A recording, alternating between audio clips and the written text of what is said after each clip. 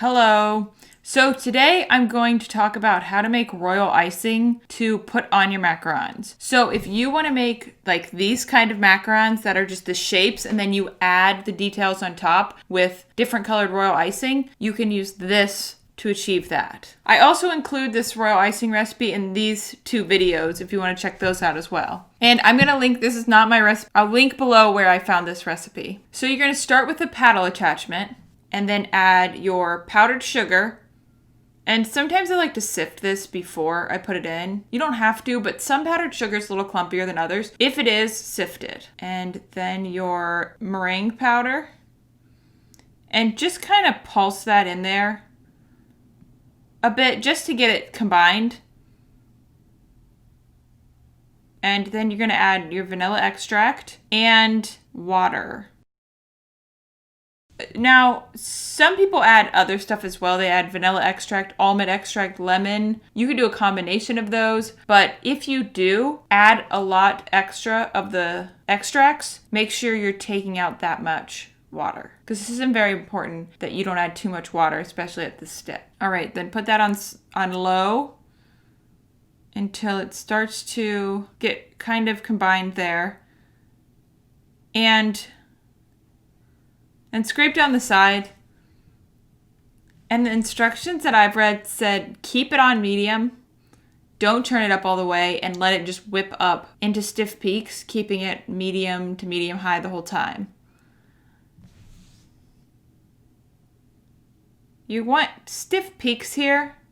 See, that's almost there, but I'd say it could go a little longer. But see, I keep it on 6. I never turn it up all the way, so you just have to trust that it will get there. Check it again. See, that looks good. Nice stiff peaks. Yeah, see those little tiny stiff peaks? That's what you want.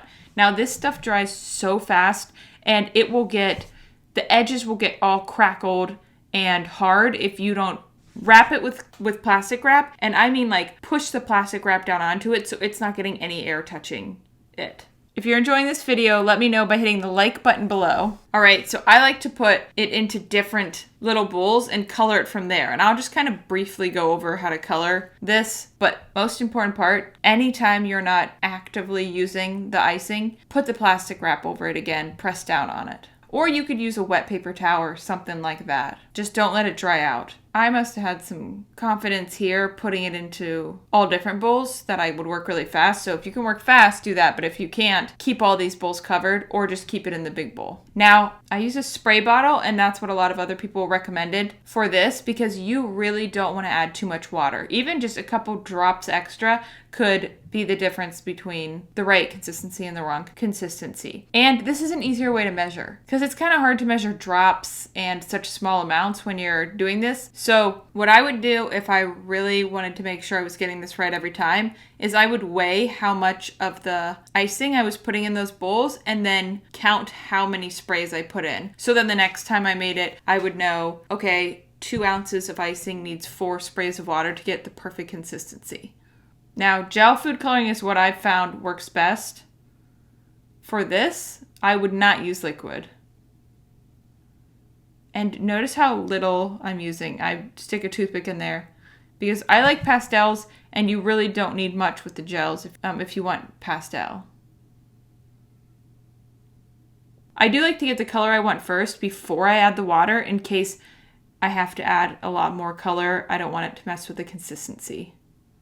Now to get that perfect consistency, you want to slice through there and then time it. And based on which consistency you want, the line will fall away in that many seconds. If you want a thinner icing, you'll cut a line down the middle, and the faster the line fades away, the thinner your icing is. So you'll find the perfect consistency based on that method, and then you'll be able to time it every time. Now, make sure you cover it with saran wrap and press it down on there. If you want to see more macaron videos and home bakery videos, hit the subscribe button below and the bell next to it, and you will be notified whenever I come out with new videos.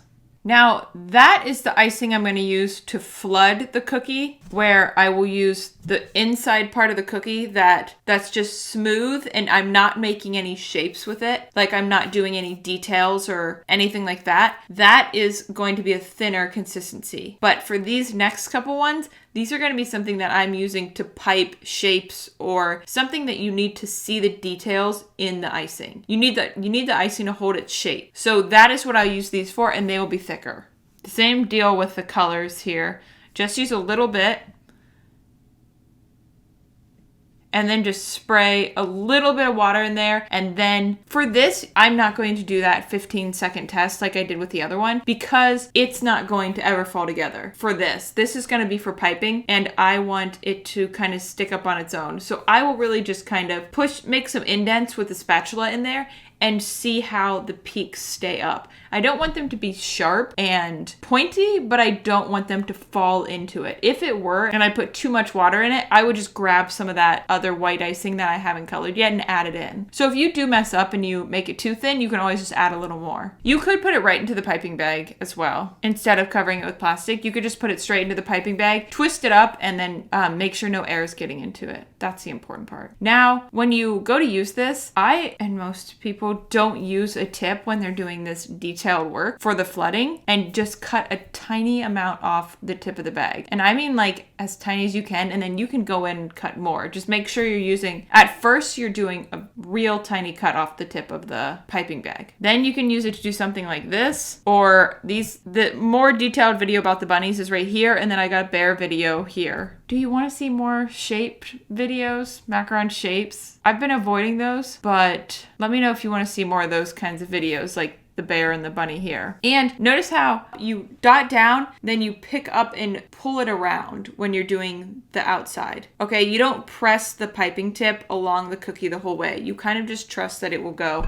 And even, you see how that one broke there? That's fine. You can go back in and fix it. It's just easier if you pick it up and let it do its thing and then drop it down where the corners are. Now I will flood it and pipe that in there, and it doesn't need to completely be covered because then I will go in with this scribe tool and fill it in there, and some people kind of shake it out and then let that dry completely before moving on to another step and adding anything on top of that. Unless you want it to sink in, then you could add it now. Yeah, so that's how to make royal icing. Now, it dries pretty quick. I usually do it before I put the filling in, just so I can let them sit at room temperature and really get dry and not have to worry about the filling getting too soft or anything. So that's what I would recommend. And because it's easy to mess up with this, so you don't want to have a full macaron that you have to waste. You'd rather just waste half of one.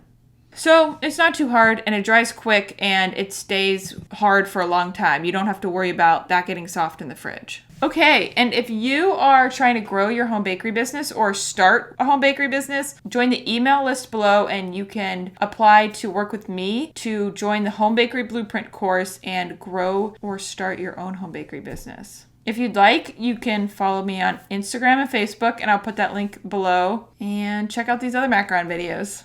Okay, love you, bye.